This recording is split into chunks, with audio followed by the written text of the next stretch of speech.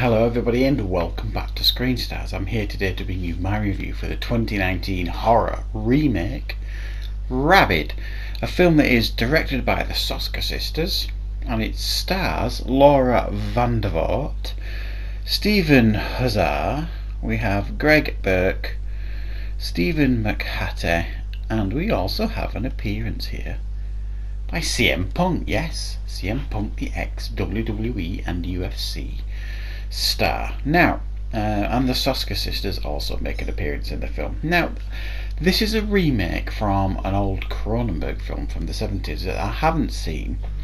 But if you know David Cronenberg and you know his movies, you kind of know what you're going to get with them. They're a little bit out there.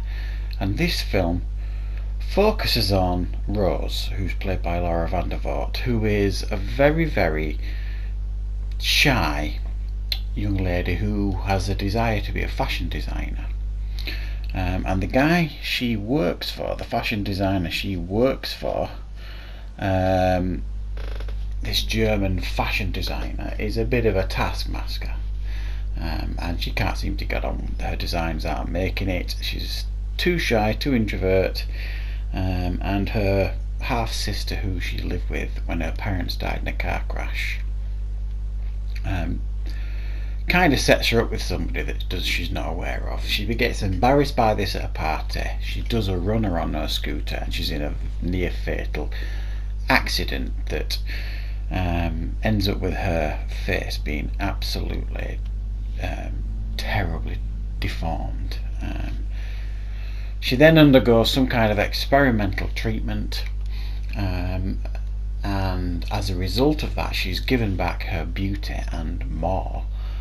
And her confidence comes flooding back, and fashion design takes off. Everything's going for her. However, what she isn't aware of, that this experimental treatment is also made her poisonous, I guess you could say.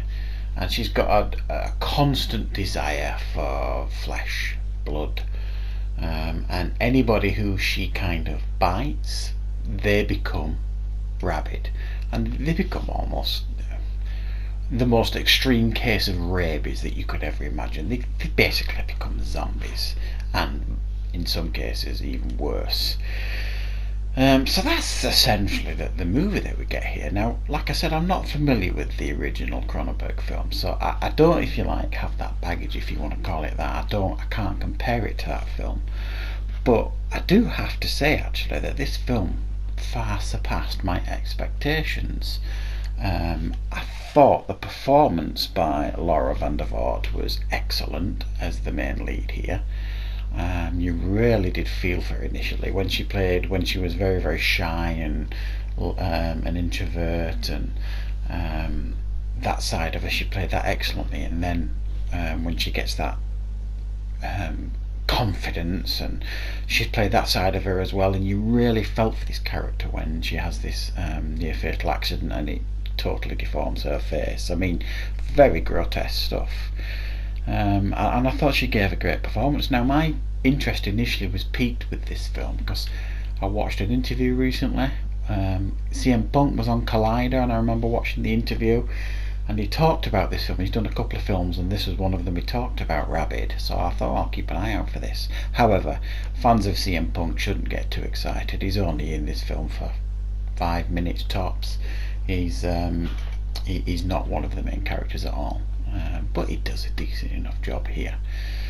I have to say though, I thought this film, apart from some really terrible exposition scenes in the hospital, and by that I mean there's all these outbreaks and cases of these people going rabid and biting chunks out of people, and they start filling up this hospital beds and tying them down in this hospital, and then you've got this like top doctor talking about this, that and the other, and it's just full on exposition, and it's a bit stupid, to be honest. There's that kind of stuff going on. And the guy that plays the fashion designer, and I couldn't quite place him initially, he Mackenzie Gray, and I remembered who he was eventually. He was in my favourite found footage film, Grave Encounters, as the psychic.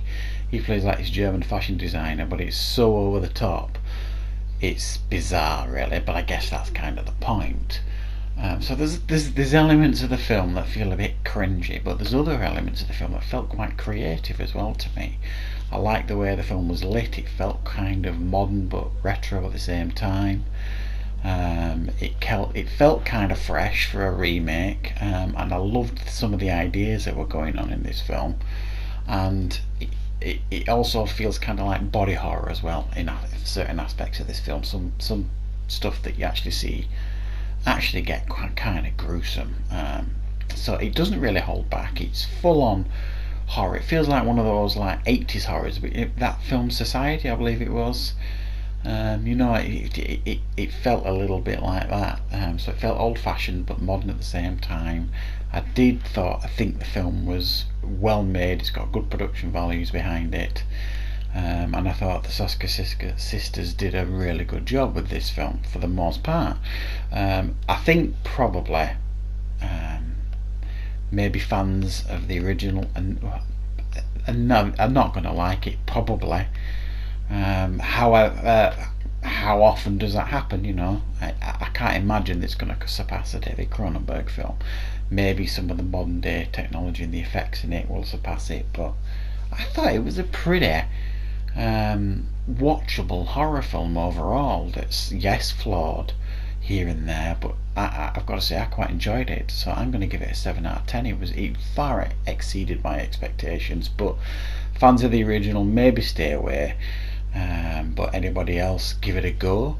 You may well find that you will enjoy it. So thank you for watching my review for Rabid. I hope you enjoyed it, and of course I'll see you next time for more reviews on Screen Stars.